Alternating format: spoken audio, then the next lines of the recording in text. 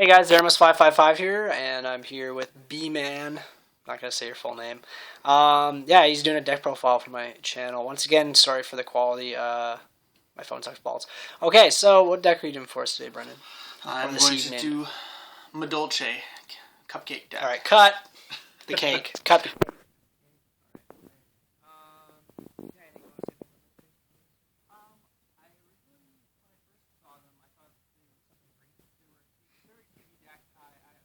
Built them because I thought my girlfriend would like them, but I found that I really like the effect of them, and I really like the artwork, so I decided to build them and get more serious about playing the deck. Cool. So let's get started. Alright, so dude. Oh wait. Oh, sorry, you're in the middle. I'm not in the middle. Okay, here we go. There we go. Okay, we're good? We're good? Yeah, continue. Okay. 3 MADOLCHE Mageline. She's your Stratos, your searcher. Searches out any monster when she's normal summoned. You don't always want to open with her. Sometimes it's better you want to open with your combo cards, which I'll show you in a second. But if you don't, she's really good because she'll get you to those cards. Then you got 3 Hoot Cake. You banish. Totally forgot his effect for a second there. Yeah. You banish a monster from your graveyard. What did we discuss? I know. I was mixing him up with Angeli. But you banish MADOLCHE from your graveyard. You can actually just banish anything. It doesn't have to be a MADOLCHE. Oh, yeah, banish anything from your graveyard. You're fucking fired, Brendan. Banish anything from your graveyard. Just special MADOLCHE from your deck. Okay. A lot of the time you'll special out Messenger Lotto because you get his effect off of Hoot Cake because he's a beast on the field. You need 3 of those. Everybody knows. Just go on to the next card. There you go. 3 Angeli. This is kind of what made the deck a little bit broken. You can tribute her and special summon Hoot Cake, and then you have her in the graveyard to banish with Hoot Cake to go off. Do you feel gay playing this deck? You ever feel like flamboyant? I'm very comfortable in my sexuality, actually. So no, I'm pretty good.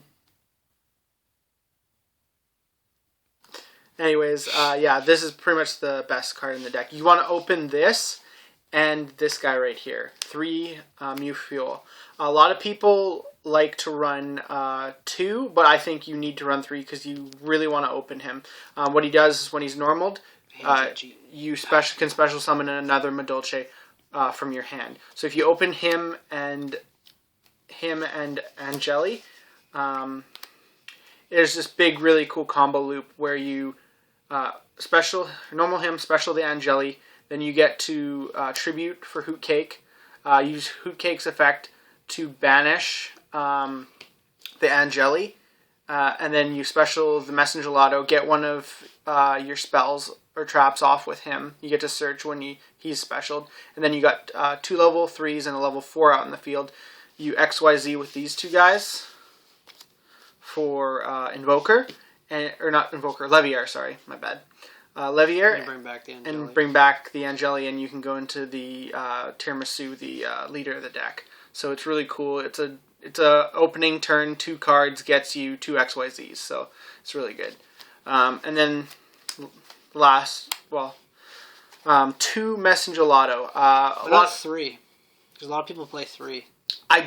You don't want to draw him. You want him in the deck. No, but if you have them at 3, you have a higher chance of having it in the deck. It's like me playing triple Gyaku Tenu and Herald. Like I play 3 because if I draw one, I'm like, oh shit, I only have 1 left. Yeah, that is true. And I mean, you can still get his effect off if you open with like Mu Fuel, and you can special summon him. I just feel like there's other combos in the deck that you don't require 3 of him. And I find that when I've played 3, it is really cloggy. Like I'll open up 2, whereas I'll most likely, there's a really small probability that I will open up 2 if I just have 2 in my deck. So at least I have the 1 there to get his effect off. And honestly, the 3rd him is substitute for this card because I really like it. I think it's really good. It has really good potential because it's a battle destroyer. You attack your opponent's monster and you can blow up a card, as well as what is that thing? MADOLCHE Pudding Sis. Oh, okay, right. She gains, if you have no monsters in your graveyard, she gains 800 attack. And when you battle with an opponent's monster, you can destroy a card afterwards. So wait.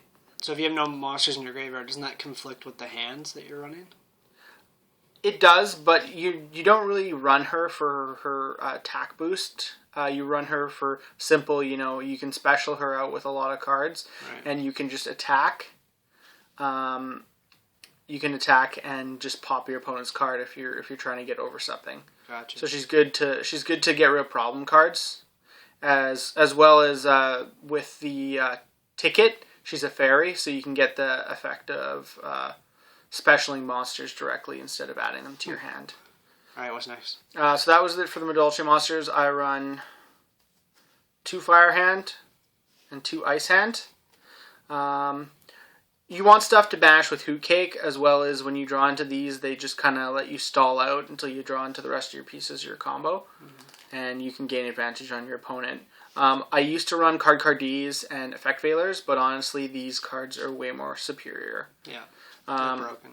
As well, I run 2 Maxi because, like I said, you want cards to banish, and once you've used it and you got your +1 off, it's really good to banish with Hoot Cake.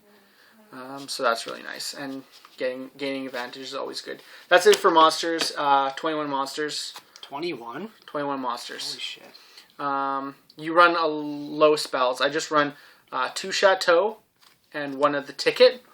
You don't need multiples because this can't stack. You can only use the effect once per turn. And I find, and you can recycle all these with Tiramisu back into the deck. So I like having 2 Chateaus because you want to set up the Chateau before you set up the ticket. So that's why I feel like 2 Chateau, 1 ticket is a better combination. Especially if your opponent blows this up, you really want another one of these. Right. And honestly, most of the time they're kind of like, I don't really care too much about the ticket. I'd rather hit their back row. So that's why I find that that combo is a lot good. 2 MST. Don't have room for 3. Probably would run 3 if I did, but I run a lot of traps. Look at the Ice Hand and stuff. Yeah, and I got Regeki, so I mean, if I didn't I'm just testing out the Regeki because, it's back in the format. You might as well see how it's a good card. And if I ever felt like this wasn't a good card, then I'd probably drop it for an MST. But it is really good. Yeah. It's only 6 spells. Then for the traps, 1 MADOLCHE Palooza lets you special as many from your hand when you flip it. But they shuffle into the deck at the end phase, so you obviously want to XYZ and stuff like that. Really powerful card. It's your Soul Charge, Abyss Sphere kind of thing. Right. 1 Bottomless, Warning, Compulse, Torrential, the basics. I still think Torrential is good in this deck because with the hands and stuff like that, and with lots of traps. Your hands don't get their effects off your Torrential, right? I know that. But I mean, there's a lot of cards in here that you're just stalling until you get your monsters. So I feel like it's still good in this deck because you run a lot of traps. So you might have a lot of traps in your hand, no monsters. And you might draw into all traps and max C, and it's still good even against shadows in that situation. 1 Wiretap, would run 2, don't have room. 2 Fiendish Chain. I would cut the Torrential and run a 2nd Wiretap. 2 Fiendish Chain. I think I was running 3, but what did I cut? I think I cut 1 for the Wiretap. I don't feel like you always need 3 Fiendish Chain in every deck, but it is really good. But at least 2.